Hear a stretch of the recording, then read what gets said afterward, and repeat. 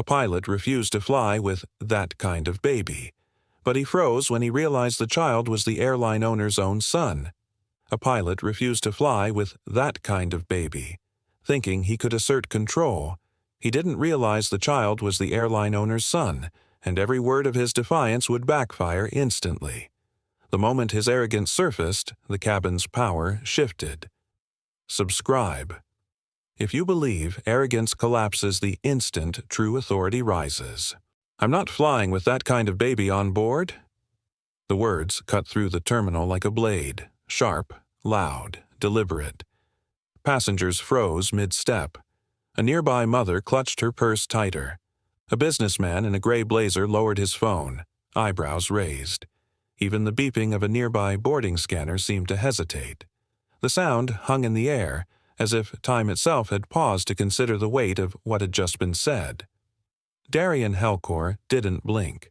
He stood quietly at the Aurelius Skyline's check-in counter. 8-month-old Laron nestled against his chest in a soft navy sling. The baby's small hands curled lazily, his head tucked under Darian's chin, unaware of the tension thickening around them. Darian's voice had not yet been raised. His expression hadn't shifted, but his fingers tightened slightly on the strap. The man who'd spoken, the one now glaring at him from near the jetway, was Captain Harvin Doss. Broad-shouldered, in a pressed pilot's uniform with a silver badge glinting on his chest, he looked every part the seasoned airline captain. But there was something brittle in his stance, something less professional and more personal in the way his jaw clenched and his hand flexed beside his clipboard. A few feet away, behind the check-in podium, stood Redden Merrick, the gate coordinator. His eyes didn't move from Laron. They had gone cold the moment Darian approached, even before a word had been exchanged. Now he stood uncomfortably still, as though caught between protocol and prejudice. Darian had dealt with friction before: airport delays, impolite staff, even the occasional sideways comment about traveling with an infant. But this was different. This wasn't about inconvenience. This was about exclusion. He adjusted Laron gently and spoke evenly. "Captain, is there a specific policy being cited here?" His voice was calm, calmer than most expected, but behind it ran the quiet calculation of a man measuring the edge of a line he hadn't drawn but could no longer ignore. Harvin scoffed. "I have the authority to refuse passengers if I feel the cabin environment is at risk.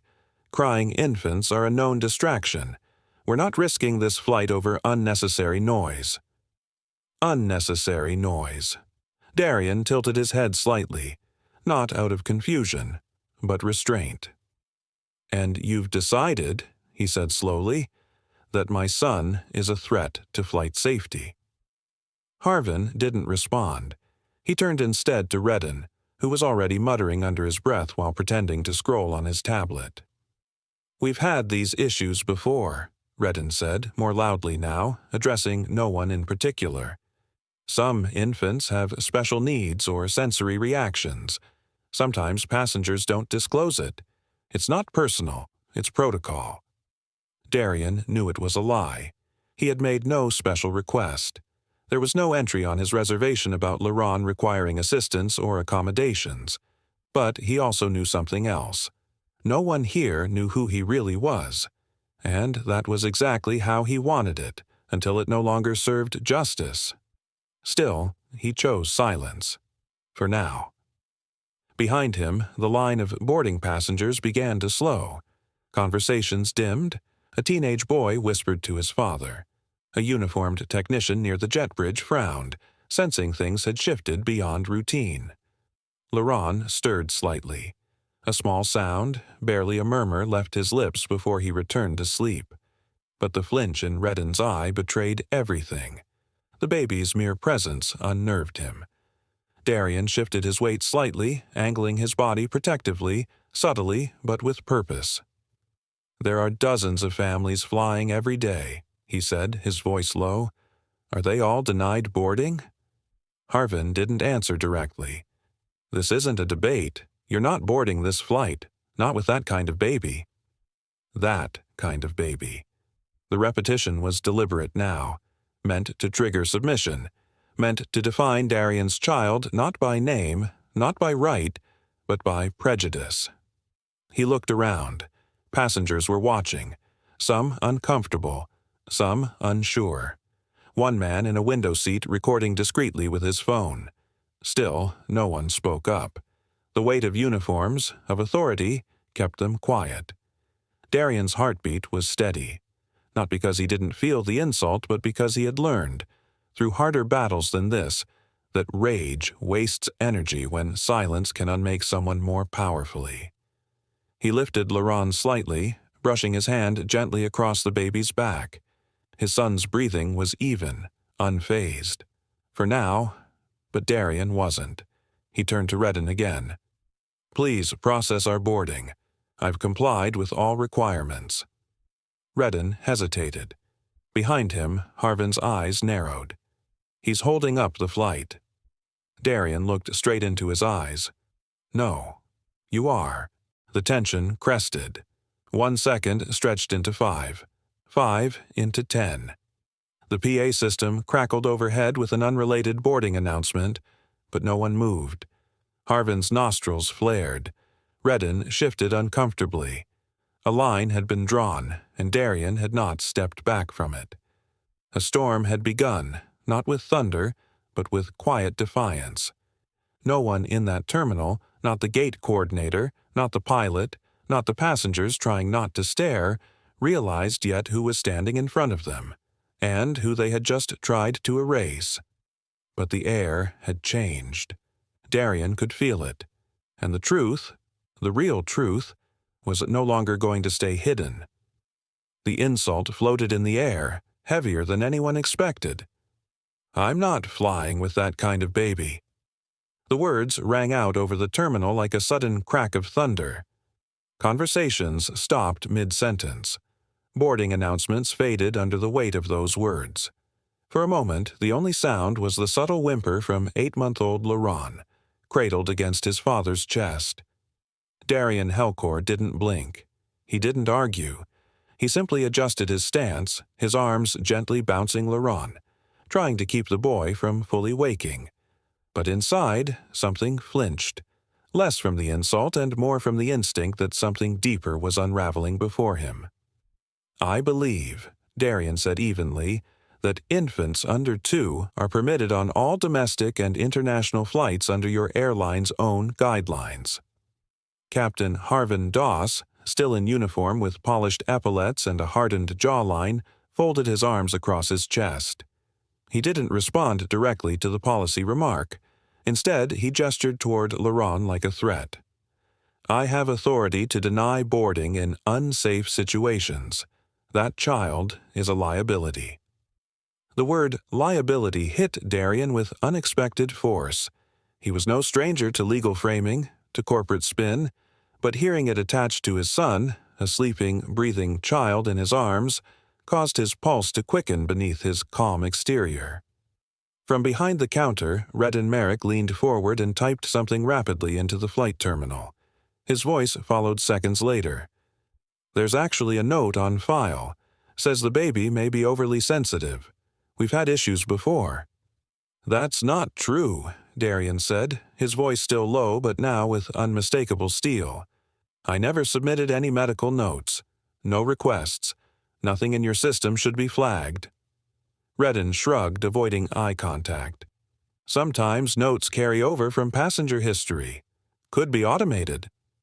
Darian's eyes didn't leave him. He knew how systems worked, especially Aurelius's. He had helped redesign part of its back-end protocol network under another name years ago. Nothing was automated about what Redden had just claimed. Notes like that required manual input. Around them, passengers whispered. A few stared openly now. One man near the waiting area shook his head slightly but didn't speak.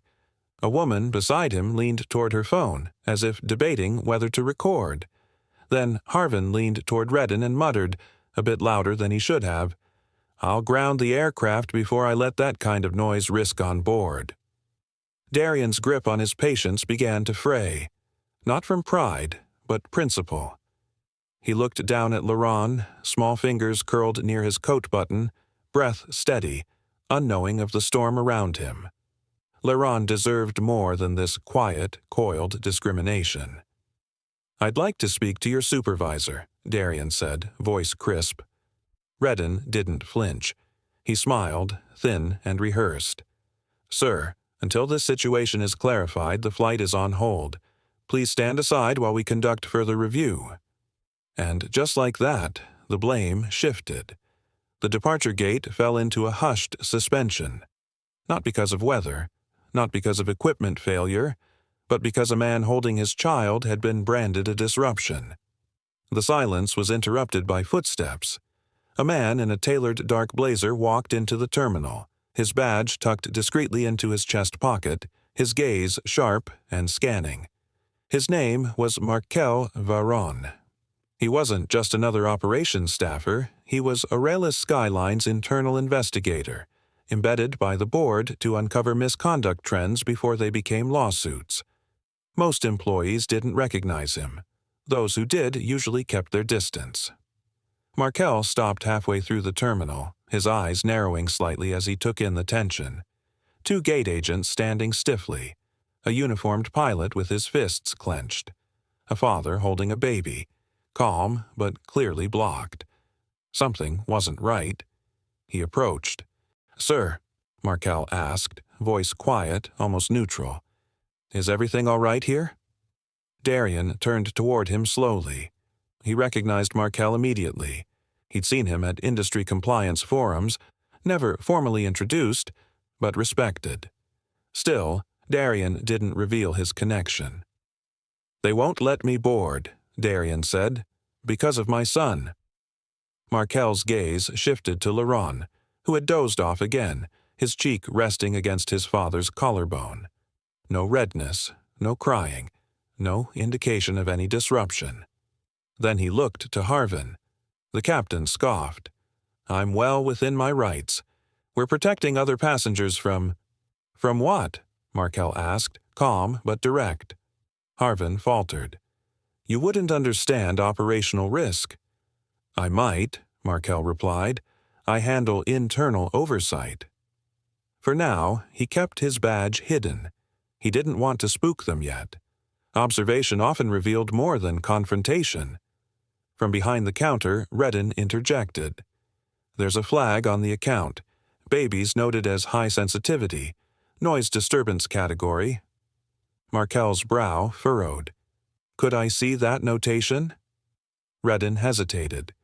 "It's in the internal logs. Not normally accessible." "But you just read it out loud," Markel replied. "Shouldn't be an issue." Harvin stepped in again, trying to steer the conversation away. "This is about discretion. Captains have leeway under FAA regulation to assess risks." Markel looked at him carefully. "Which regulation specifically defines a baby as a safety risk?" Harvin bristled. "That's not what I said." "It's exactly what you said." Darian's voice cut in. Steady. Not loud, but impossible to ignore. "You used the phrase, 'that kind of baby,' in front of witnesses." A murmur moved through the crowd. Markel straightened. "I'd like to see the flight entry record now, please." Redden swallowed. "I'll have to log in through Secure." "Then do it." But Redden didn't move.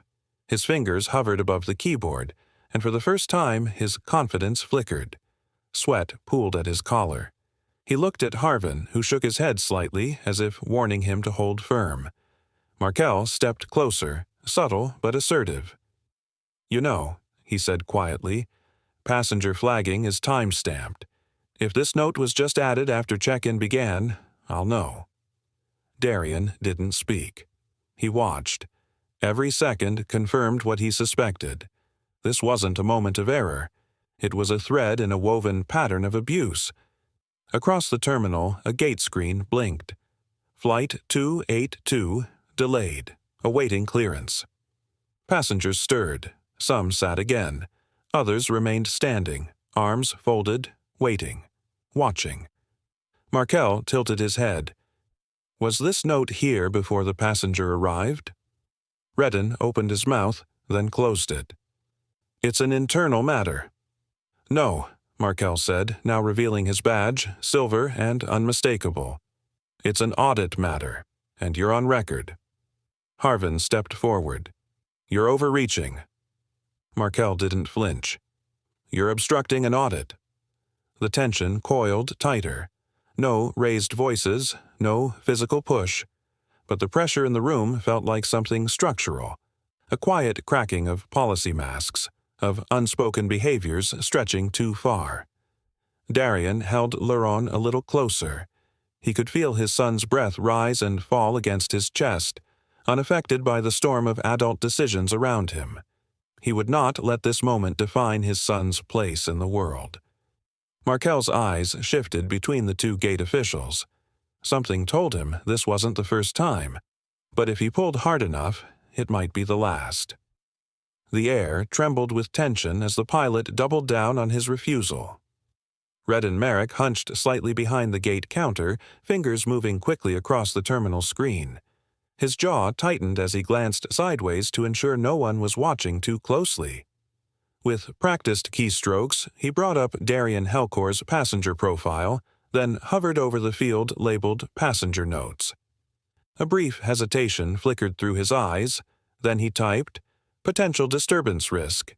Infant behavior concerns." The moment the words appeared on screen, he tagged it with an internal behavior flag used only in extreme cases. The system accepted it without challenge, blinking once in confirmation. He exhaled slowly and straightened, expression neutral again, as if nothing had happened. But someone had seen it. A dozen feet away, Markel Varon narrowed his eyes. The quiet but watchful investigator from Aurelis Skyline's Internal Oversight Division didn't move immediately. Instead, he casually adjusted the pen clipped to his collar, an ordinary-looking item that held a micro-recording lens designed for on-site audits. The device blinked once, confirming capture. Markel didn't approach. Not yet. He needed to watch a little longer. Near the front of the crowd, Darian stood steady, rocking Laurent gently against his chest. The baby's eyes fluttered half-closed, unaware of the tension radiating from the adults around him. Darian whispered a soft melody to soothe him, his voice a low thread woven with calm. But his eyes scanned everything. Every whisper, every pause, every flicker of movement at the counter. He saw the shift in Redden's posture. He knew something had changed in the system. Then Captain Harvin Doss stepped forward. "We act for the comfort of paying passengers," Harvin announced loudly, gesturing broadly to the growing crowd. "And I will not compromise safety or peace for the sake of someone who brought noise aboard." The words echoed through the terminal like a dropped piece of cutlery in a silent dining hall. Some passengers looked away. Others blinked, surprised. But none spoke. The pilot's authority hung like a barrier, invisible but oppressive. No one wanted to be the first to challenge it. Darian, still holding Laurent, looked directly at Harvin. His voice was firm, measured. "Can you cite the specific regulation that prohibits infants on commercial flights, Captain?" Harvin hesitated. His eyes shifted. The question was too direct. "There's discretion," Harvin replied sharply, but the edge in his voice was dulled by uncertainty. "Crew discretion. We have the right to maintain onboard safety as we see fit." Redden quickly jumped in. "It's in our passenger conduct protocol. We're allowed to flag individuals based on anticipated disruption." "But he's 8 months old," Darian replied. "He hasn't made a sound in the last 20 minutes." "That's not the point," Redden countered, avoiding eye contact. Markel moved closer now. His steps were slow but deliberate, like a shadow lengthening as the sun sets. "Could you show me that specific policy?" he asked, his tone casual, almost polite, but with an unmistakable firmness beneath it. Redden's throat worked as he swallowed. "It's in the internal documentation." "Then pull it up," Markel said quietly, folding his arms. "We'll read it together." Behind the counter, Redden's fingers hovered over the keyboard. He glanced once toward Harvin, silently begging for reinforcement. Harvin stared at the monitor, jaw clenched, but said nothing. Sweat began to form just below Redden's hairline. From the back of the terminal, one of the junior airport staff leaned toward another. "Did you hear about last month? Harvin turned away that family with the service dog," the younger man whispered. "They never filed a report, but word got around." Darien heard it. His hearing was sharp, too sharp to miss murmurs like that. His thoughts clicked into place. This wasn't just a clash of personalities. This was a pattern, a quiet one, an institutional one. He shifted Laurent slightly, adjusting the baby's blanket, then said quietly, "I don't believe this is about one child." The crowd around him had grown. People were watching now, uncertain but curious. A young man in a business suit raised his phone as if to start recording. He lowered it again when Harvin's eyes swept the room, but the tension was unmistakable. Redden stepped back from the terminal. "Sir," he said, directing it toward Darien, "I'm going to have to reassign your seat to another passenger. We're doing this for the overall comfort of everyone on board." Darien didn't move. "You mean, remove me?" "It's a reassignment," Redden insisted, defensive now, voice rising. "Your behavior is bordering on obstruction." Markel stepped forward. His badge didn't come out yet, but his tone changed. It was no longer casual. It carried weight now. "You cannot reassign a passenger flagged under a behavioral risk code without a clearance override," he said, "and you know that." The terminal grew still. Even the background noises, the flight announcements, the boarding chimes, seemed quieter. Redden's mouth opened, then shut. His fingers twitched near the keyboard. Markel took one more step, now directly beside the counter. "Show me the code," he said. "I want to see when it was entered and under what authorization." Harvin's voice cut in sharply. "This is pilot authority. You're interfering with—" Markel interrupted, still calm but now holding a device in his hand. "I'm authorized to request compliance records under Audit Protocol Section 12. Unless you'd like to escalate this to immediate supervisory review." That was the turning point. Redden, cornered, hesitated, then reached slowly for the terminal. He tapped through the internal log. On screen, the metadata blinked. The disturbance flag had been created less than 3 minutes after Darien arrived at the counter. Tagged under Emergency Conduct Risk Code A4, a code usually reserved for violent or intoxicated passengers. Markel leaned in. His eyes narrowed. This code, for a child? No one answered. Harvin's face reddened. He took one angry step forward, voice rising again. "I still refuse to fly with that kind of baby." The air in the terminal snapped taut like a wire under tension. And that's when Darien raised his head fully for the first time, his voice low, calm, and threaded with fire. The moment had come. The confrontation had shifted, but the truth was still locked beneath the surface. Harvin Doss's voice sliced through the murmuring crowd. "This is pilot authority. Not your concern." Markel Varon didn't flinch.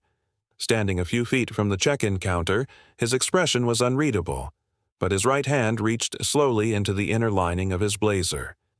A smooth flip of the wrist revealed a sleek badge, chrome-edged, bearing the Aurelius Skylines insignia, and underneath, the embossed seal of the Internal Oversight Division.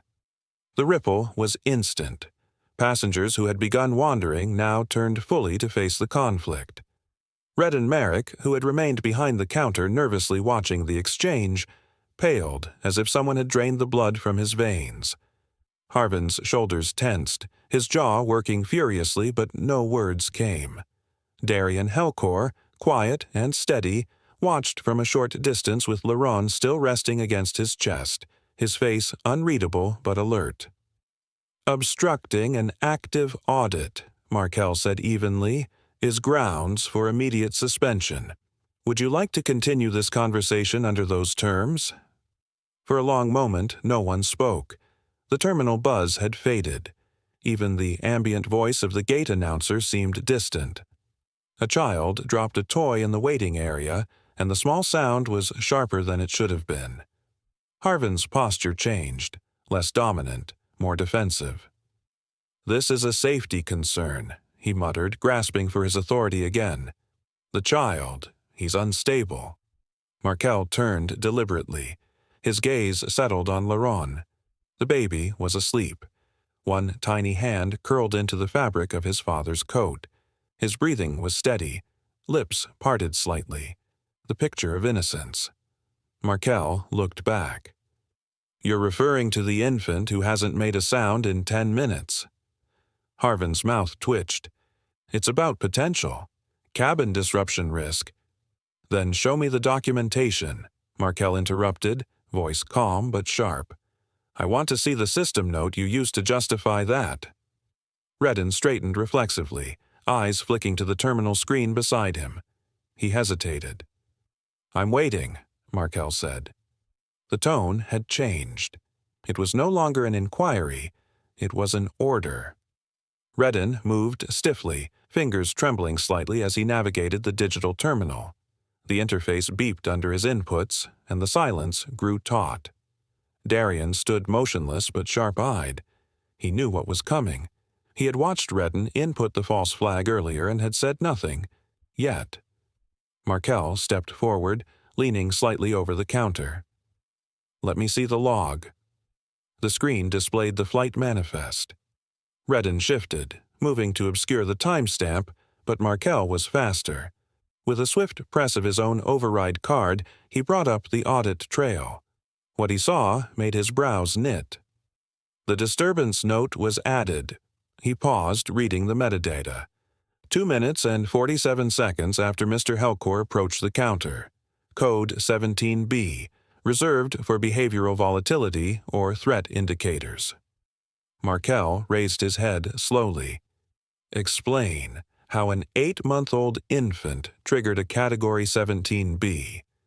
Redden's mouth opened, but no sound came. I was told we could use crew discretion," he finally stammered. "We've done it before, when there's excessive crying." Markel raised a hand. "Stop. That's not what the code is for. You know it.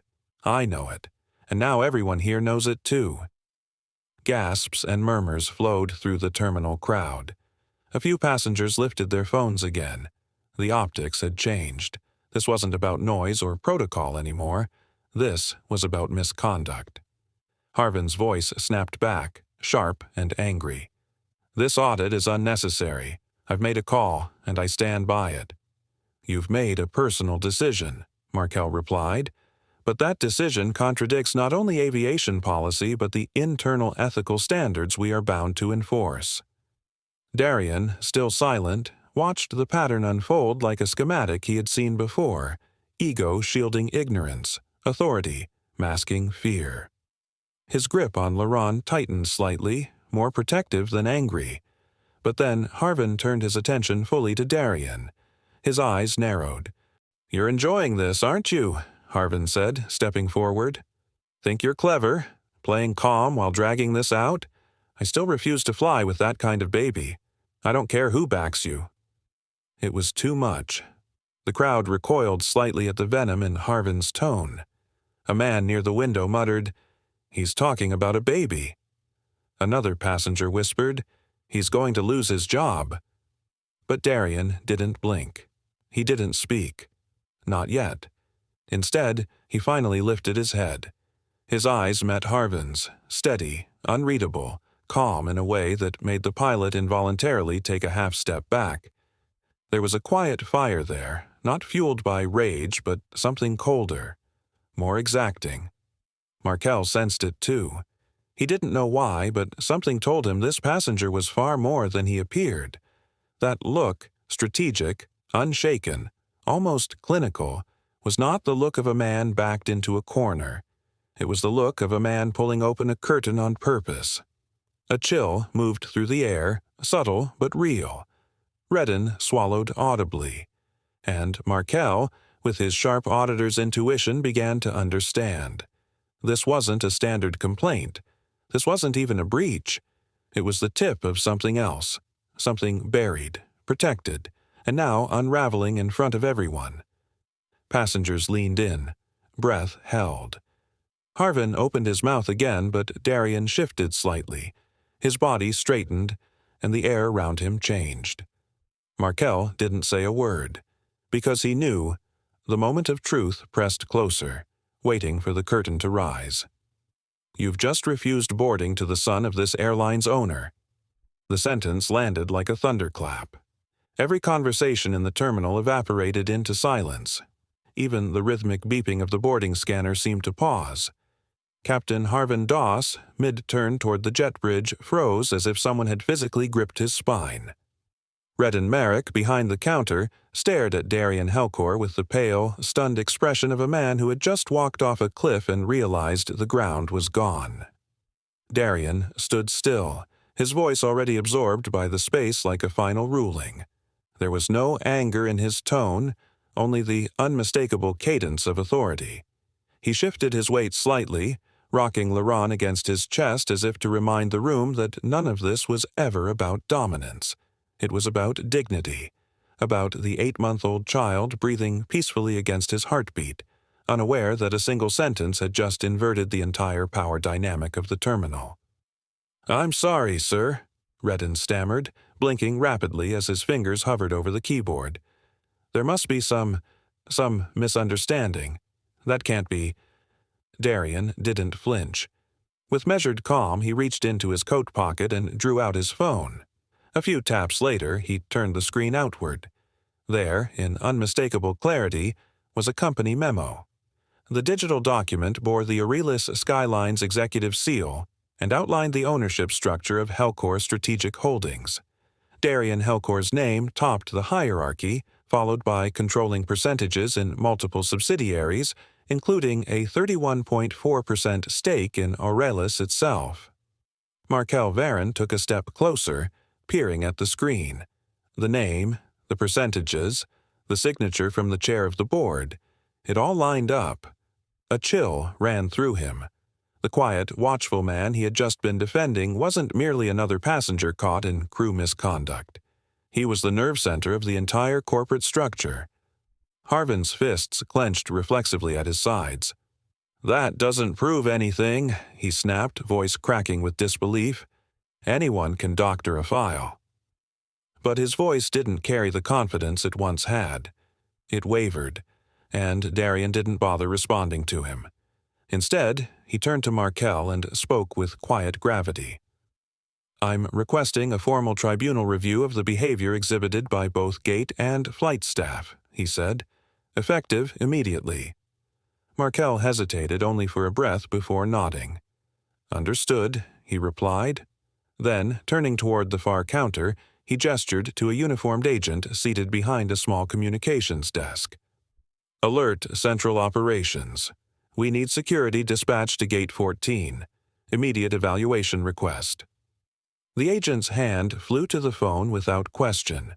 Passengers, once passive observers, now pulled out phones, recording with silent curiosity. They'd never seen anything like this, an airline official calmly invoking an internal tribunal in the middle of a gate delay. Some recognized the name from news releases, others whispered it into search bars. But the truth was out. The man being denied entry wasn't just a shareholder. He owned the air they were about to fly through. Redden's knees wobbled slightly behind the counter. He glanced at Harvin for direction, but the captain was backing away, slowly, almost unconsciously, toward the far side of the gate. His composure had vanished. Every ounce of his authority was now under question. Darien adjusted Laurent's blanket gently. "There's still time to de-escalate this with integrity," he said softly. "Not to humiliate them, but to offer them a path out. But if you choose resistance, I won't shield you from consequence." A corporate security officer arrived seconds later, his badge gleaming under the overhead lights. He spoke into his earpiece before approaching the group. "Captain Harvin Doss?" he asked. Harvin didn't respond. The officer stepped closer. "Sir, You've been placed under procedural hold pending an internal review. I'll need your flight badge." Harvin's jaw clenched. "I'm not handing over anything. I'm the pilot in command. This is outrageous." Markel, still calm but now firm, stepped beside the officer. "If you refuse to comply, Captain, you will not only be suspended, you will be barred from stepping foot on an Airline aircraft until cleared. You know how this works. Don't escalate it further." Silence pulsed around them like an airlock waiting to seal. Harvin stared at Darien, eyes boiling not just with disbelief but with something more raw. Fear. Not the fear of punishment, but the fear of irrelevance. The moment he handed over that badge, he wasn't just grounded, he was exposed. All the silent removals, all the discretion calls, all the quiet offenses brushed aside because no one important had cared enough to notice. Until now. He pulled the badge from his chest, hands shaking, and placed it into the officer's palm. The act was reluctant, bitter, but final. "Thank you," the officer said, stepping back. Redden tried once more. "Mr. Helcor, sir, I was only following Captain Doss's lead. I didn't mean to offend." "You fabricated a behavioral risk tag for an infant," Darien replied coolly. "That crosses more than policy lines. It crosses moral ones." The terminal remained still. Darien turned once again to Markel. "I'll submit a formal request through corporate compliance," he said. "In the meantime, please ensure a full log of system edits is preserved. No entries are to be scrubbed." "They're already backed up," Markel confirmed. "We're compiling the audit log now." Another agent approached Redden. "You'll be temporarily relieved while this is reviewed," he said. Redden didn't protest. He just stepped aside, sweat lining his brow. He had misjudged the wrong man. Or perhaps he had never learned to see people as people until consequences wore a suit and tie. By now, Control Center had received the live report, and in a quiet corner office, a senior coordinator who recognized the name Darien Helcor picked up a secure line. He knew exactly what was unfolding, and what it meant, because this wasn't just about a flight anymore. The system had finally misjudged the one man who held the power to burn it clean. The man they dismissed had just triggered a reckoning they couldn't stop. The announcement of the crew replacement had barely echoed through the terminal when the cabin doors reopened. The tension that had hung heavy like smoke seemed to thin, but it didn't disappear. Passengers stepped forward hesitantly, scanning the boarding area, unsure if what they'd just witnessed was truly over, or if another confrontation would ignite. But one thing was clear. Captain Harvin Doss was gone. Redden Merrick was no longer at the counter, and standing near the jet bridge quietly holding his sleeping son was the man they had underestimated, Darien Helcor. He didn't speak. He didn't look triumphant. His eyes were steady, calm, yet undeniably aware of the shift in the room. Laron rested gently against his chest, the baby's small breath rising and falling against Darien's tailored coat, completely unaware of the storm his presence had stirred. As the line moved forward, some passengers paused, giving Darien brief nods, eyes full of apology and quiet respect. A middle-aged man in a navy windbreaker muttered, "Didn't know. Should have said something." A younger man behind him just whispered, "Glad you stood your ground." These words weren't shouted. They were offered like olive branches, late but sincere. Markel Varon stood off to the side, his digital audit tablet still cradled under his arm. He watched Darien closely, not out of suspicion, but admiration. He had seen arrogance before, how some men wore power like armor. But Darien was different. He wielded silence like a scalpel, cutting deeper than any raised voice could. Markel leaned back slightly against a pillar, arms crossed as if guarding the moment. Then came Kyle Trenrick. The youngest gate agent on shift, he had been stationed near the rear kiosk, quietly observing the ordeal from the start. His name badge still hung crookedly on his chest, and his hands fidgeted as he stepped forward. "Sir," he said, voice low, careful not to disturb the infant. "I just wanted to say thank you for staying calm when no one else did." Darian turned his gaze toward the young man, offering a faint smile. "Sometimes silence teaches more than anger," he said. Cale stood still for a moment, taking in the words. He nodded once, then backed away, letting Darian approach the gate. Yet, as Darian moved forward, he paused, glancing over the edge of the counter where Redden had once stood. The screen still displayed the passenger list, but now without any fabricated notes. The false flag had been scrubbed, but not forgotten. Backstage, in the hushed corridors behind the gate area, the scene was less calm. Harvin Doss paced like a cornered animal, sweat glistening at the edge of his forehead. His tie hung loose, his jacket folded in one arm, and his face was red with a mix of frustration and disbelief. Across from him stood Varric Solvin, a corporate supervisor dispatched by Central Command within minutes of Darian's identity reveal. Varric was tall, lean, with tired eyes and a quiet voice sharpened by years of internal investigations. He listened as Harvin made one last attempt to frame the incident as a security misunderstanding. "I followed procedure," Harvin insisted, his tone almost desperate. "The baby was making noise. I had discretion." Varric raised a hand. "The footage says otherwise. Your crew discretion has patterns, 3 of them, all tied to similar cases.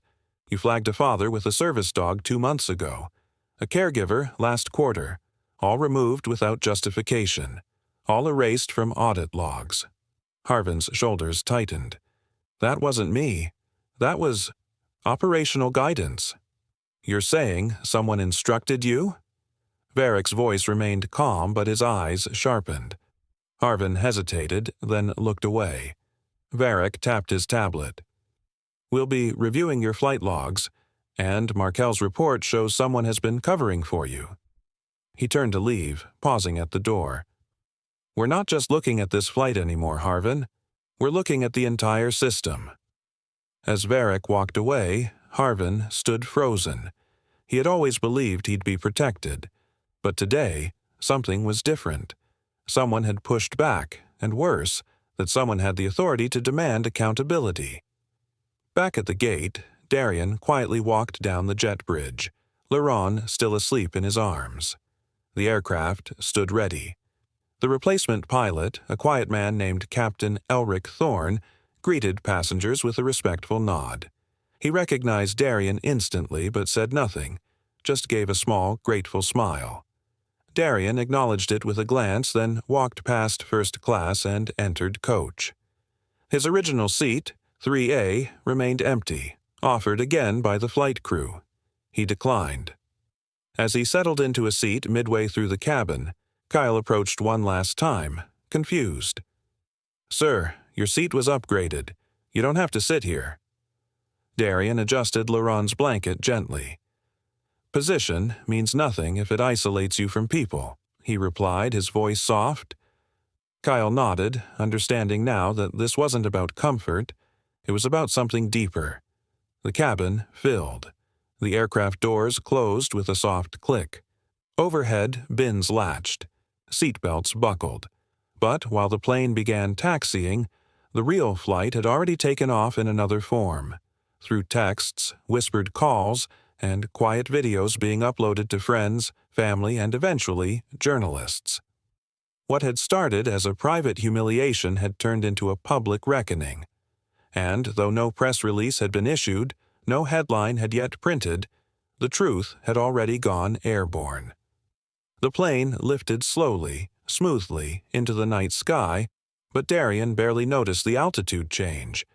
He looked down at his son's peaceful face, then out the window toward the black horizon. The truth had left the terminal, boarding a much bigger stage. Midway through the flight, a subtle tension had already begun coiling through the cabin like pressurized air in the vents. Darian Helcor sat upright in his aisle seat, the soft rise and fall of his infant son's breath warming his chest. Laron was sound asleep, nestled into the crook of his father's shoulder, unaware that they had just become the eye of a storm stirring far beyond the clouds. From the cockpit, Captain Varen Doss kept glancing back. His nerves betrayed him. He tapped his index finger against the control panel rhythmically, the message from Central Command repeating in his mind. Captain Harvin Doss under emergency review. Alert opened under your shared logs. Stand by for reroute. Though Varen had tried to maintain composure, sweat gathered beneath his collar. He was Harvin's older cousin, and now, for the first time in his career, he was flying blind, not by weather or malfunction, but by the weight of unspoken suspicion. In the main cabin, Markel Varon sat hunched over his tablet screen, the soft blue glow reflecting off his sharp brow line. His fingers moved quickly, not with anger, but with intent. With each tap, another puzzle piece locked into place. 3 unreported removals at Gate 14B, 2 of which had included unverifiable behavioral flags. 4 flight logs showing emergency override tags issued minutes before boarding denial. System timestamps that didn't align. The deeper he dug, the clearer the pattern became.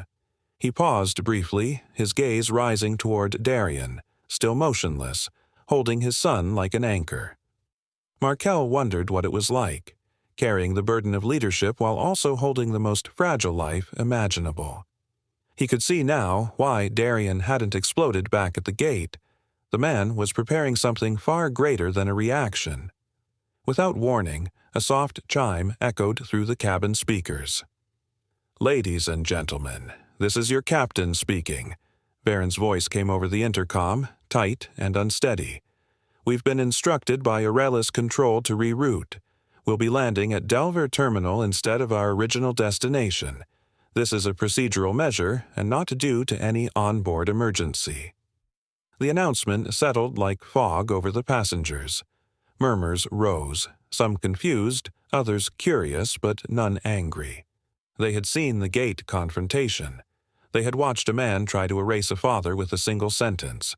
This wasn't about a baby anymore, and they all knew it. Darien's eyes remained calm, but his fingers subtly shifted on his phone screen. He opened the secure Helcor channel, encrypted and routed through 3 internal corporate layers. In measured keystrokes, he flagged a priority alert. Suspected policy abuse in discretionary passenger flagging. Potential systemic corruption in override protocols. Immediate review advised. He didn't wait for a reply. He already knew what would come next. Markel's tablet buzzed. The same message had reached him. Meanwhile, Varen sat in the cockpit like a man perched between duty and dread. He'd once laughed off Harvin's prideful stories about handling disruptive passengers.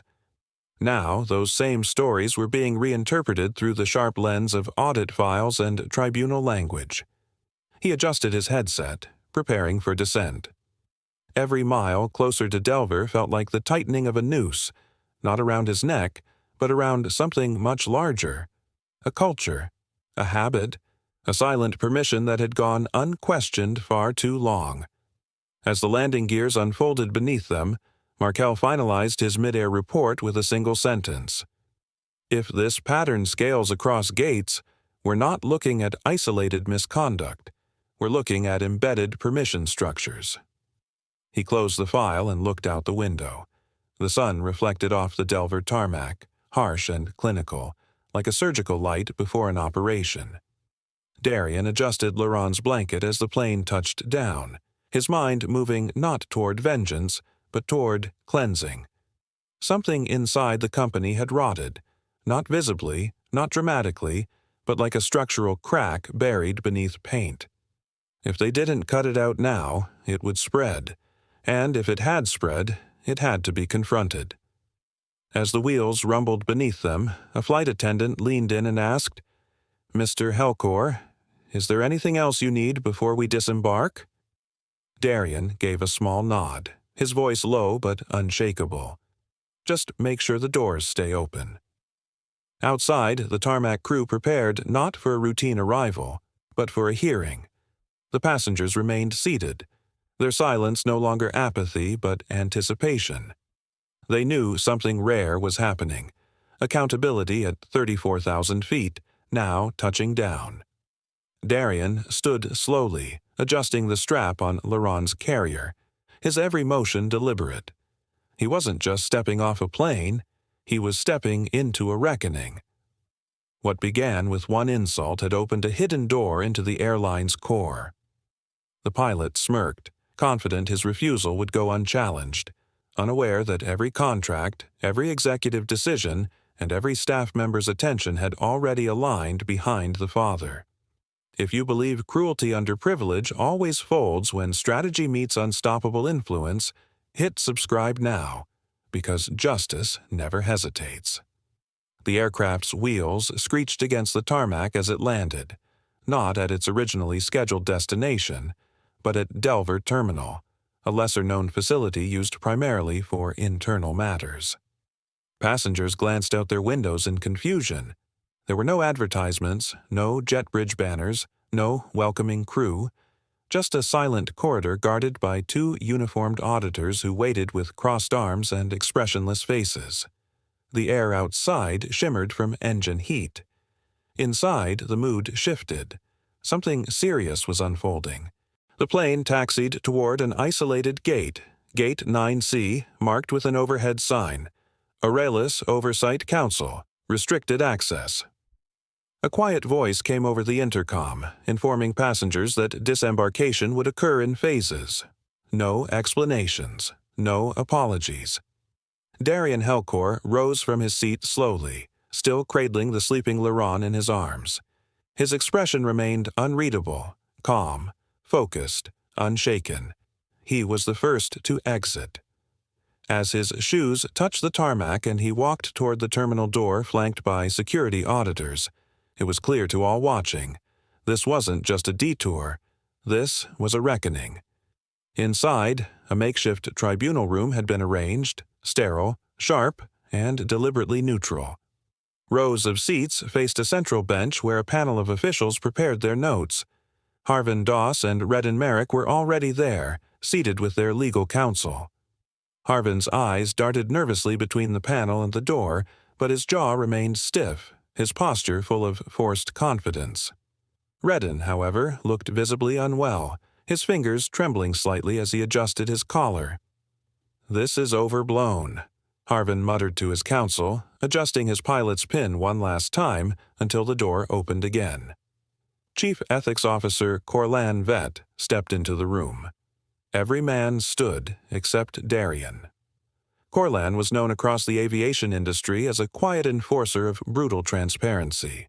His face, weathered by years of conflict, carried an authority that made even seasoned executives sit straighter. He walked slowly toward the tribunal panel, nodded once, and took his seat. "Begin the hearing," he said flatly. What followed was swift, precise, and devastating. First, audit footage played on the overhead screen, clearly showing Redden altering Darian's digital record. Timestamps, screen logs, and metadata confirmed the falsified tag. Then came the audio, Captain Harvin's voice, unmistakable, declaring, "I'm not flying with that kind of baby." There was no context in which it sounded justifiable. The tone was clear, the intention clearer. Harvin shifted in his chair, biting his lip. "I was concerned for flight safety," he insisted. "You know how easily children cry, and it escalates. I've had situations spiral before." Corlan cut him off without raising his voice. "We're not here for hypotheticals. We're here for what you did, not what you feared." Next came Markel Varen's audit file. He had submitted it mid-flight. It included 3 prior flags against Harvin from other employees, cases that had been internally suppressed. It also outlined a pattern of gate agents, including Redden, assigning discretionary tags disproportionately to families with infants, passengers with visible disabilities, and single fathers traveling alone. Corlan's eyes scanned the room. These aren't isolated acts. This isn't just a misstep in judgment. This is a pattern, and patterns like this are how good airlines fall. Harvin's shoulders slumped. His counsel remained silent. Redden looked as though he might faint. Then Corlan spoke again. this time directly to the panel. Effective immediately, Captain Harvin Doss is stripped of all command privileges and placed under formal review. Senior Gate Coordinator Redden Merrick is terminated from employment pending the conclusion of procedural audits. Gasps rippled quietly through the room. No appeals, no bargaining. But Corlan wasn't finished. We will be opening a full investigation into every recorded incident involving dependents or family members denied boarding under discretionary flags. That includes internal enablers, repeat offenders, and any operations staff who suppressed these reports. I want complete cross-checks within the week. No one dared speak. The weight of the room had thickened. Across the table, Darian said nothing. He didn't need to. His silence was the most deafening sound in the room. Leron shifted slightly on his shoulder, still asleep, oblivious to the firestorm his presence had unveiled. Corlan rose. Meeting adjourned. Darian stood, nodded once toward the panel, and turned to leave. The hallway outside was still and empty. As he stepped through the glass doors, the sun filtered in from the wide windows of Delver Terminal, casting a pale glow across his face and Leron's soft hair. He had come to honor his brother, but he had ended up defending far more than memory. He came to honor his brother, but ended up defending far more than memory. The first clip went viral before the plane even touched down at Delver Terminal. A shaky phone video, recorded from 3 rows behind the gate, captured the exact moment Captain Harvin Doss pointed at Darian Helcor's infant son and declared, "I'm not flying with that kind of baby on board." The camera panned briefly to Darian, standing silent but composed, before cutting to the audible gasp from the surrounding crowd. Within minutes of landing, it had over 300,000 views. By the time Darian stepped into the Oversight Council chamber for the tribunal, it was trending in 3 countries. The next 48 hours erupted like a fuse had reached the powder. Media outlets scrambled to cover the unfolding scandal.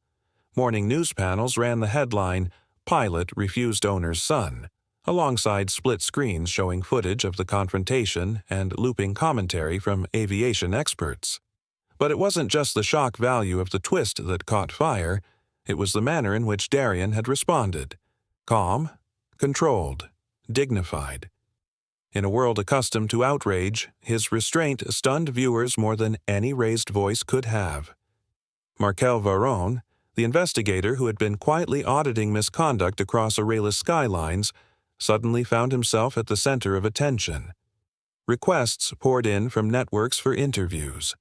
Most were declined, but one media release from the Aurelius Oversight Division allowed selected portions of Markel's audit footage to be shared with the public. It showed the moment Redden Merrick had altered Darian's reservation entry, manually adding a behavioral flag that falsely identified Leron as a disruption risk. Markel's hidden audit interface time-stamped the entry, exactly 3 minutes after Darian had arrived at the counter. The footage was damning. An anchor from a major outlet turned to the camera and asked, "How close did we come to a tragedy of protocol?" Her voice trembled with a mix of fear and disbelief. In the hours that followed, an unexpected ripple effect began to spread. Passengers from other flights, some from weeks, even months ago, began coming forward. Quiet discrimination cases surfaced. Single fathers asked to sit apart from their children, disabled travelers marked as non-compliant, elderly caregivers subjected to humiliating questioning. None had gone viral. But now, galvanized by Darian's exposure, they found the courage to speak. A man named Ferris Velen, a retired schoolteacher, posted a video recounting how his granddaughter, who had autism, was flagged on a flight for emotional volatility after humming softly during takeoff. "We thought it was just an isolated mistake," he said, voice cracking. "Now I see it wasn't." Meanwhile, Harvin Doss attempted a clumsy defense. In a recorded statement to a local station, he claimed the entire situation was a misunderstanding magnified by social media, insisting he felt unprepared to ensure safety given the circumstances. The video was released late at night, perhaps in the hope it would go unnoticed. Didn't. Side-by-side comparisons quickly surfaced. Harvin's statement versus his voice on the gate recording, declaring he'd rather ground the aircraft than take that kind of noise risk. Public reaction was swift and brutal. One top comment under the video simply read, "If this is how you treat a baby, what happens when no one's recording?" Back inside Helcor Strategic Holdings, Darian watched none of it unfold on live television. Instead, he spent the hours poring through internal logs, cross-referencing every known instance of passenger flagging with override entries made by gate personnel.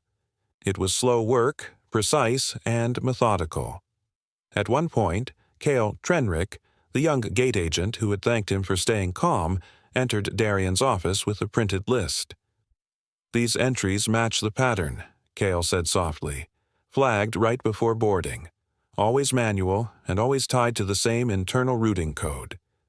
Darian scanned the page, nodding slowly. "Keep this between us. For now." By the following morning, Darian had drafted the core framework of what he would later call Project Skyline Integrity. It was a complete overhaul. Transparent protocol chains for gate discretion, AI-aided audits of behavioral flagging, accountability logs that couldn't be altered without supervisor clearance, and a live feed of every discretionary decision sent directly to an oversight dashboard monitored in real time. The reforms were ambitious but necessary. He made a single phone call to authorize the launch. Implement Phase 1, no delays. The media was only beginning to grasp the scale of change that was coming. News programs shifted tone, less focused on the viral moment, more drawn into the systemic implications. Aviation bloggers began referring to the scandal as the Helcor shift, while ethics consultants lauded the unfolding response as a case study in modern leadership. Darian, however, remained off-camera. He declined every interview, even the high-profile invitations. "I'm not the story," he said to Cale, who had grown into his quiet assistant during the storm. "The system is." Still, when asked by a local reporter at a press check-in why he hadn't raised his voice or threatened legal action at the gate, Darian offered a simple reply, one that echoed far beyond the walls of the press hall, quoted in articles, documentaries, and employee training manuals across the industry. "If a man needs to scream to be heard, maybe he never learned how to listen." The room fell into silence the moment Darian Helcor entered. He didn't pause at the threshold or scan for familiar faces. He simply walked in, placed a hand briefly on the stroller beside him, and took the central seat at the long, polished glass table. LaRon, nestled under a soft blue blanket, breathed quietly in sleep, the only sound in a space otherwise heavy with tension. 12 board members were already seated. 3 more entered behind Darian, their quiet conversation dying as they realized who now chaired the meeting. No one asked questions. Not yet. A tall, stern man at the far end, Bravik Thornell, head of strategic operations, cleared his throat. "Mr. Helcor," he began, his voice formal, measured, "we hadn't expected you to chair this session in person." Darian didn't respond to the statement. He simply tapped the screen in front of him, and the Aurelis Skyline's ownership structure appeared on the central projection wall. At the very top, a name blinked in bold font: Helcor Strategic Holdings, 62.4% voting authority. The silence broke into gasps and murmurs. Several members turned to one another, eyes wide with realization. One of them, a stocky older man named Relmar Kaur, leaned forward, visibly unsettled. "You've been behind this company all along."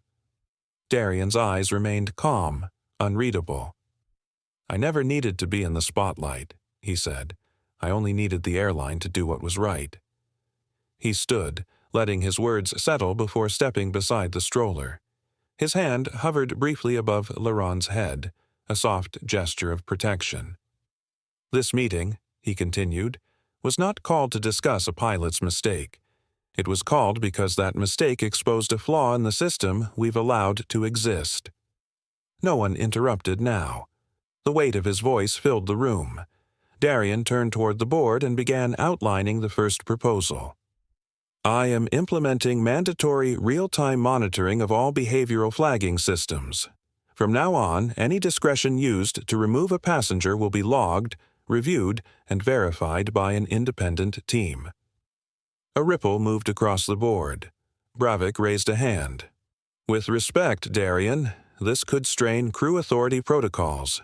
Unions may object, and the cost of silence, Darian cut in, is higher. He turned again, swiping to the next slide, an animated chart forecasting the financial damage of lawsuits, customer flight shifts, social media fallout, and employee distrust. The curve steepened dramatically following the incident with Harvin Doss. 3 major carriers have already pulled cooperation from shared routes with us, Darian said evenly. They cited reputational risk. That's not a figure you'll find in this quarter's balance sheet, but it's real. Another board member, Jarek Vell, known for his conservative approach to change, spoke next. We understand the urgency, but freezing all discretionary removals, pending full review, that leaves crews vulnerable mid-flight. Darian didn't raise his voice. He simply gestured to the footage cued on the projection screen.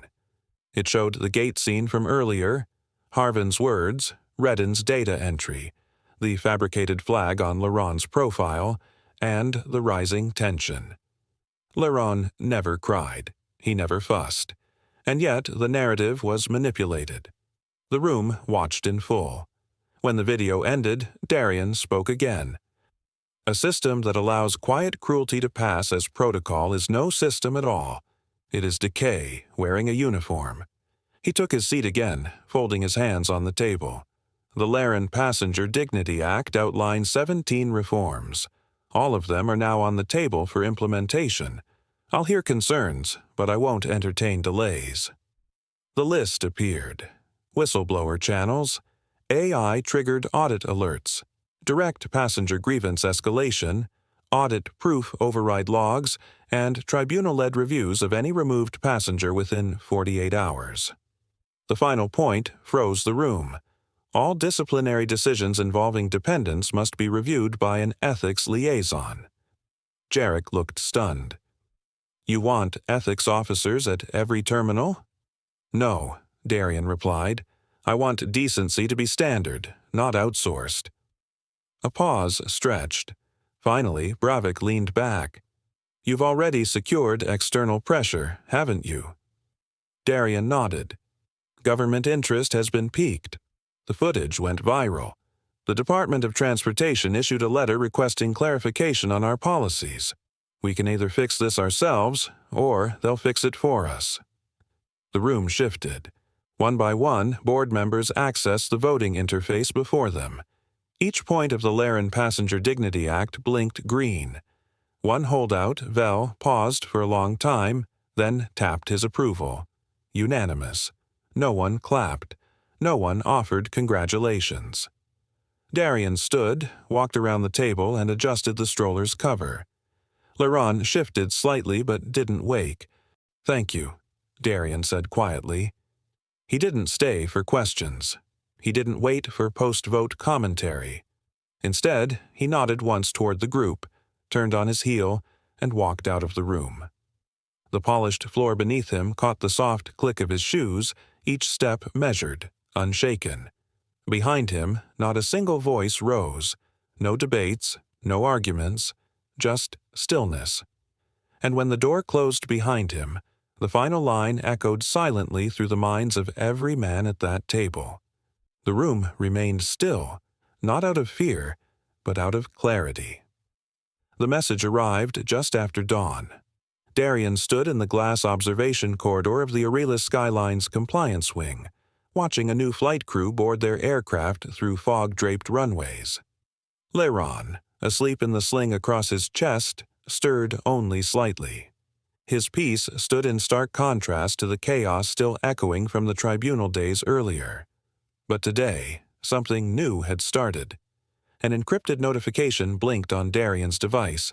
Subject line: Project Skyline Access Request. 3 airline names followed: Merrick's Aero, Velenair, and Northbran Express. No accusations, no denials. Just a question behind each message. How did you do it? Each had their own version of the problem. Quiet discrimination disguised as discretion. Captains who saw passengers as threats based on nothing but noise.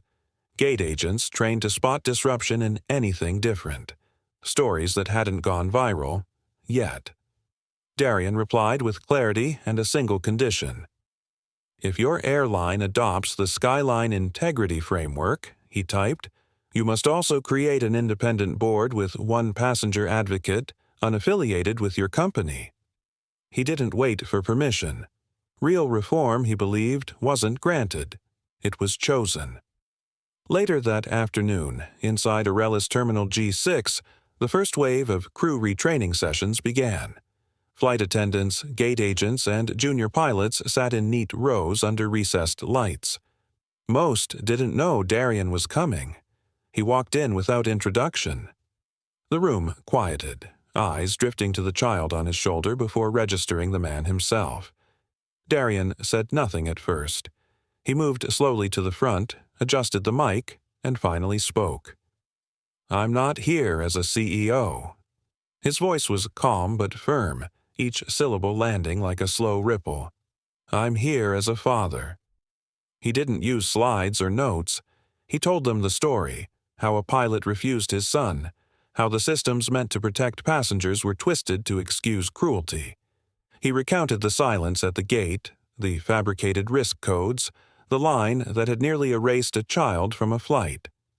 About halfway through, one flight attendant, early 20s, sharp uniform creased with anxiety, rose and spoke without being called. I flagged a child once, the man said. Autistic. The mother said he might clap during takeoff. I was told to mark him as a sound risk. I didn't want to, but I did. His voice cracked. I've hated myself since. The room went still. No one shifted. No one cleared their throat. Darian stepped down from the front and crossed to him. Laurent now wide-eyed in his sling, watching.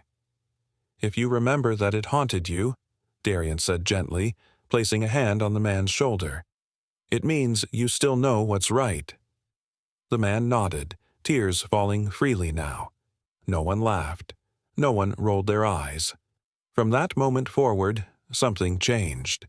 Not in a flash, but in hundreds of subtle movements. Faces softened. People leaned forward. Training became less about checklists and more about conscience. Markel Veron, observing from the back, quietly logged each response into the feedback index, watching culture shift in real time. Within days, terminals across Aurelis network began printing new banners. Simple, matte, unassuming. No branding flourish. Just a line in clean serif font. Every journey has a story. Respect it. No announcement accompanied it. No commercial. But passengers noticed. Not just the slogan, but how check-in agents spoke more slowly to elderly men. How crew offered warm towels before anyone asked. How parents with crying toddlers were no longer met with frowns, but with help. One man on a red-eye from Varnin to Selvik posted on social media, "My daughter has seizures." For the first time in years, the airline crew asked what she needed instead of what they feared. The post went viral overnight. Meanwhile, Darian was back in his private office by the tarmac. Reports from Merrick's and Velenair had arrived, early drafts of their own reforms, each modeled after Skyline Integrity. A few executives requested private consultations. Some offered compensation for Darian's framework. He declined payment. "I'm not licensing protection," he told one Merrick's representative over secure call. "I'm reminding people how not to forget their humanity." The days passed quickly, but one moment stayed with him. That night, walking through Terminal A with Laurent bundled close, Darian overheard 2 gate staff whispering near a vendor cart. "Did you hear?" one said. That guy with the baby, he's the reason this whole thing started." The other glanced toward him, not recognizing his face under the hood and scarf. "Really?" he whispered. "Well, thank him then. Feels different now. Feels better." Darian didn't interrupt. He kept walking. And as the terminal lights dimmed for last call, that single sentence echoed in his mind, not shouted, not broadcast, just quietly said and quietly true. And in that small phrase, an empire quietly redefined itself. Karen Vost slammed the door of his private office shut, fingers trembling as he locked the internal vault containing his personal archive drives. The leak had already gone out. He'd sent the encrypted documents to 3 freelance aviation journalists, each promised an exclusive look into what he claimed was a corporate power maneuver by Darian Helcore. The files, curated to look like internal communications, painted Darian as an opportunist who orchestrated the entire baby incident to consolidate control of Aurelius Skylines. But Karen had made one critical miscalculation. He didn't know Markel Varon had flagged him weeks earlier for tampering with audit logs, an action buried deep in a routine database check, now resurfacing with ruthless clarity. By dusk, the media response wasn't what Karen had expected. Instead of shockwaves aimed at Darian, questions began surfacing about the authenticity of the files themselves. On-screen analysts from the aviation oversight community scrutinized the leak line by line. It didn't take long before a glaring inconsistency was discovered. Digital signatures on several documents belonged to Karen himself, not the employees he had claimed were whistleblowers. His plan had crumbled within hours. His name trended online not as a hero, but as a fraud. The Aurelius board called an emergency night session. Karen didn't show. He sent a resignation letter instead, laced with vague justifications and subtle threats. But his tone held no weight. By then, Chief Ethics Officer Corlan Vett had already approved formal review proceedings. Karen's system access was revoked, his office badge deactivated, and his name scrubbed from the chain of executive authority. Within 24 hours, the same media that Karen had tried to manipulate announced his resignation under investigation. He vanished from Aurelius history not with scandal, but with silence. Back at the headquarters, Darian sat alone in his office, bathed in the soft amber of an overhead reading lamp. His son, Leron, lay sleeping in a cushioned bassinet by the window. A news anchor spoke faintly from the screen behind him, detailing Karen's exposure and swift downfall. Darian said nothing. He reached for a pen and signed the final authorization form for Project Skyline's next phase: direct reparations. In the following days, Aurelius began issuing formal apologies to past passengers who had been quietly removed, flagged, or sidelined through the same crew discretion loopholes that had nearly grounded Darian himself. Travel credits were mailed. In some cases, settlement offers were included, but Darian knew none of it restored dignity. Currency couldn't rebuild what humiliation shattered. So he went further. He launched First Sky Voices, a quiet initiative buried not on the homepage but deeper in the site, away from fanfare. It was simple, a form where passengers could submit their own experiences of mistreatment, anonymously if they preferred. The page didn't ask for donations. It asked for truth. Within the first 72 hours, it received over 9,000 submissions. In his next executive meeting, a junior analyst tried to frame the data as a crisis. Darian stopped him mid-sentence. "No," he said, adjusting his cufflinks. "It's not a crisis. It's the part of the story we never heard because no one listened." That evening, after the building cleared, Darian returned to his office. He held 2 photographs in his hands. One showed himself holding Leron, standing at the gate after the storm, calm but unwavering. The second was older, his late brother, smiling at the Velron Memorial during its first year of dedication. Darian placed them side by side in a frame. He looked at them a long time without speaking, then set the frame on his desk beneath the reading light. In the distance, the hum of servers and soft ventilation filled the silence, But Darian's thoughts were louder, of how many voices had gone unheard, of how many quiet removals had left invisible scars, of how systems built for order often trampled the ones they were meant to protect. He didn't pause at the threshold or scan for familiar faces. He simply walked in, placed a hand briefly on the stroller beside him, and took the central seat at the long, polished glass table. Laron, nestled under a soft blue blanket, breathed quietly in sleep, the only sound in a space otherwise heavy with tension. 12 board members were already seated. 3 more entered behind Darian, their quiet conversation dying as they realized who now chaired the meeting. No one asked questions. Not yet. A tall, stern man at the far end, Bravik Thornell, head of strategic operations, cleared his throat. "Mr. Helcor," he began, his voice formal, measured, "we hadn't expected you to chair this session in person." Darian didn't respond to the statement. He simply tapped the screen in front of him, and the Aurelis Skyline's ownership structure appeared on the central projection wall. At the very top, a name blinked in bold font: Helcor Strategic Holdings, 62.4% voting authority. The silence broke into gasps and murmurs. Several members turned to one another, eyes wide with realization. One of them, a stocky older man named Relmar Kaur, leaned forward, visibly unsettled. "You've been behind this company all along." Darian's eyes remained calm, unreadable. "I never needed to be in the spotlight," he said. "I only needed the airline to do what was right." He stood, letting his words settle before stepping beside the stroller. His hand hovered briefly above Laron's head, a soft gesture of protection.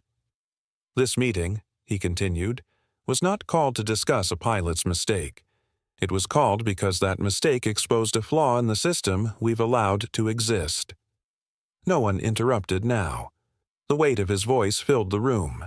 Darian turned toward the board and began outlining the first proposal. "I am implementing mandatory real-time monitoring of all behavioral flagging systems. From now on, any discretion used to remove a passenger will be logged, reviewed, and verified by an independent team." A ripple moved across the board. Bravik raised a hand. "With respect, Darian, this could strain crew authority protocols. Unions may object, and the cost of silence," Darian cut in, "is higher." He turned again, swiping to the next slide, an animated chart forecasting the financial damage of lawsuits, customer flight shifts, social media fallout, and employee distrust. The curve steepened dramatically following the incident with Harvin Doss. 3 major carriers have already pulled cooperation from shared routes with us," Darian said evenly. "They cited reputational risk. That's not a figure you'll find in this quarter's balance sheet, but it's real." Another board member, Jarek Vell, known for his conservative approach to change, spoke next. "We understand the urgency, but freezing all discretionary removals, pending full review, that leaves crews vulnerable mid-flight." Darian didn't raise his voice. He simply gestured to the footage cued on the projection screen. It showed the gate scene from earlier, Harvin's words, Redden's data entry, the fabricated flag on Laron's profile, and the rising tension. Laron never cried. He never fussed. And yet the narrative was manipulated. The room watched in full. When the video ended, Darian spoke again. "A system that allows quiet cruelty to pass as protocol is no system at all. It is decay, wearing a uniform." He took his seat again, folding his hands on the table. The Laren Passenger Dignity Act outlines 17 reforms. All of them are now on the table for implementation. I'll hear concerns, but I won't entertain delays. The list appeared. Whistleblower channels, AI-triggered audit alerts, direct passenger grievance escalation, audit-proof override logs, and tribunal-led reviews of any removed passenger within 48 hours. The final point froze the room. All disciplinary decisions involving dependents must be reviewed by an ethics liaison. Jarek looked stunned. You want ethics officers at every terminal? No, Darian replied. I want decency to be standard, not outsourced. A pause stretched. Finally, Bravik leaned back. You've already secured external pressure, haven't you? Darian nodded. Government interest has been piqued. The footage went viral. The Department of Transportation issued a letter requesting clarification on our policies. We can either fix this ourselves, or they'll fix it for us. The room shifted. One by one, board members accessed the voting interface before them. Each point of the Laren Passenger Dignity Act blinked green. One holdout, Vel, paused for a long time, then tapped his approval. Unanimous. No one clapped. No one offered congratulations. Darian stood, walked around the table, and adjusted the stroller's cover. Laron shifted slightly but didn't wake. They tried to ground you, and you helped us rise higher than ever. Minutes later, the pilot had no choice but to comply, the cabin frozen in disbelief, and the airline's owner's son safely seated. The lesson was clear. Underestimate authority at your own peril. If you believe real authority strikes with precision, control, and immediate effect, subscribe now, because justice always lands first. Disclaimer: the story you just watched is fictional. It highlights prejudice, arrogance, and the consequences of underestimating others based on appearances. Its purpose is to raise awareness, inspire empathy, and encourage reflection on respect, equality, and accountability.